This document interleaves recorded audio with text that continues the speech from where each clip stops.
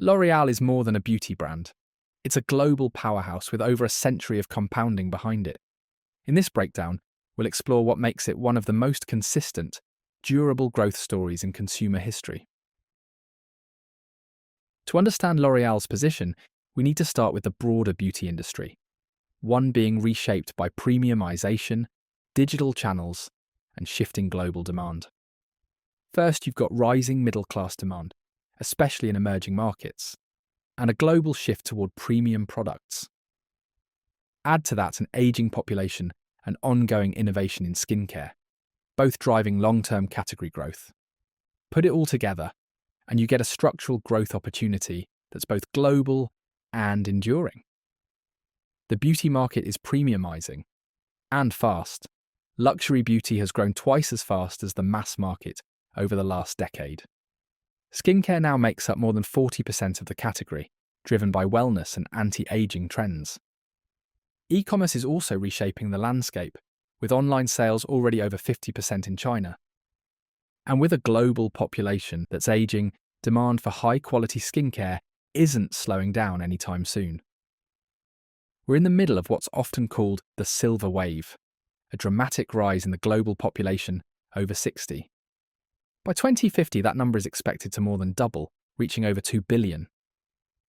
For the beauty industry, that means rising demand for skincare, anti-aging products, and wellness-focused innovation. Skincare is where the real momentum is. It's growing faster than any other beauty category, with global sales expected to compound at over 8% a year through 2032. That growth is being fueled by anti-aging demand, wellness trends, and rising affluence across emerging markets. Now let's turn to L'Oréal, the global leader in beauty, with the scale, portfolio, and innovation engine to stay at the forefront of the industry. So what does L'Oréal actually do? At its core, it's a portfolio business, built to reach every part of the beauty market. At the mass end, you've got household names like L'Oréal Paris and Garnier. On the premium side, brands like Lancôme, Kiehl's and Armani Beauty bring higher margins. There's also a fast-growing dermatological segment, with science-backed skincare like CeraVe and La Roche-Posay, sold through pharmacies and clinics. And then there's the professional channel, salon brands like Redken and Kérastase, used by stylists worldwide. The result? A balanced global model that gives L'Oréal both scale and pricing power, two essentials for long-term compounding. What drives durable compounding at L'Oréal? It starts with world-class competitive advantages that are hard to replicate. First, the brands.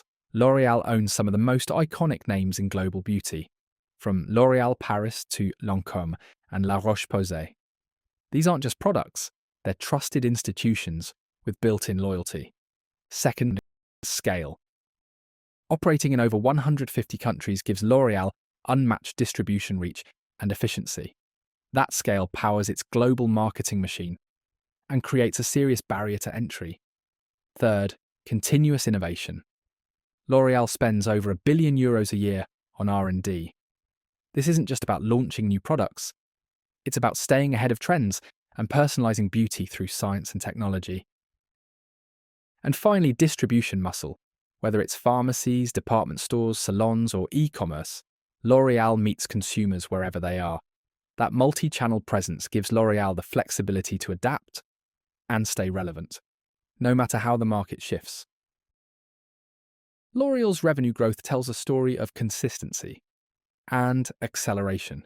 From 2009 through 2019, growth was steady, driven by global expansion, innovation, and rising demand for premium beauty.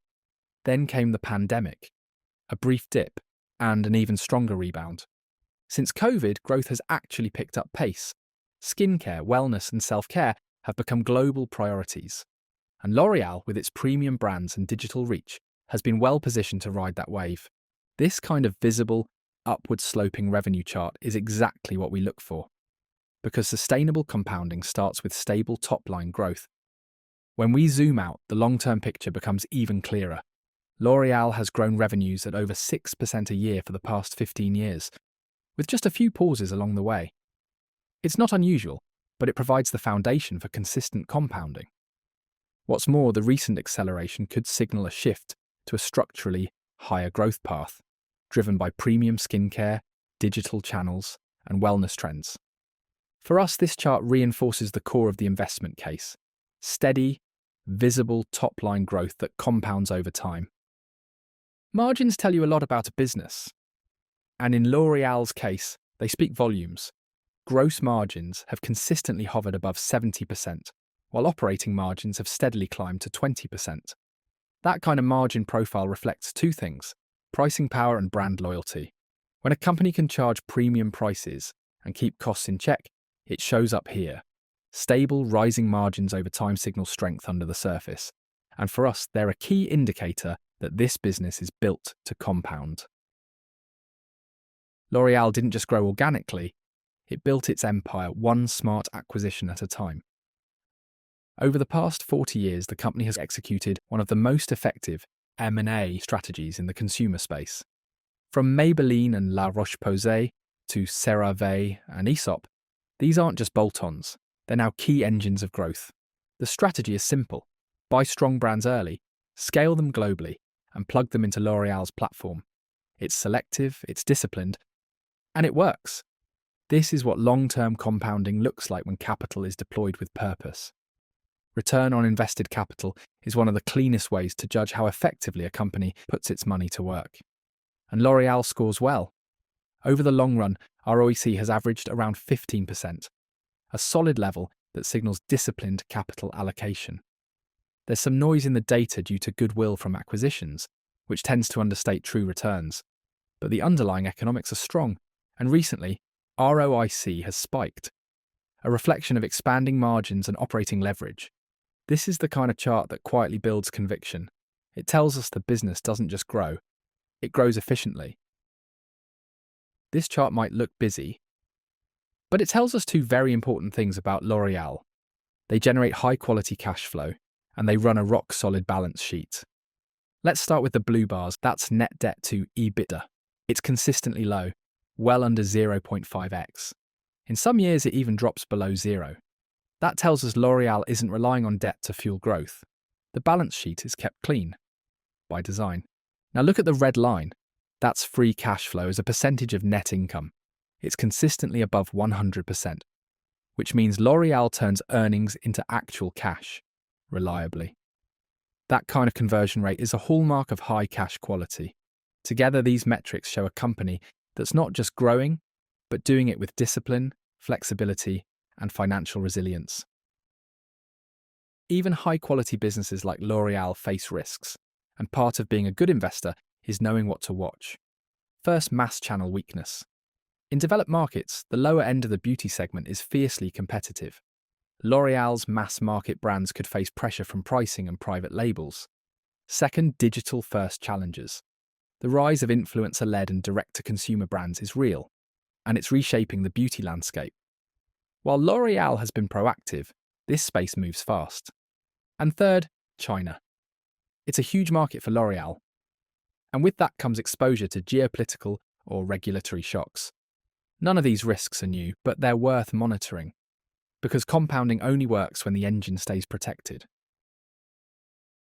If you're going to track just a few numbers to gauge how L'Oréal is doing, these are the ones that matter. First, organic revenue growth.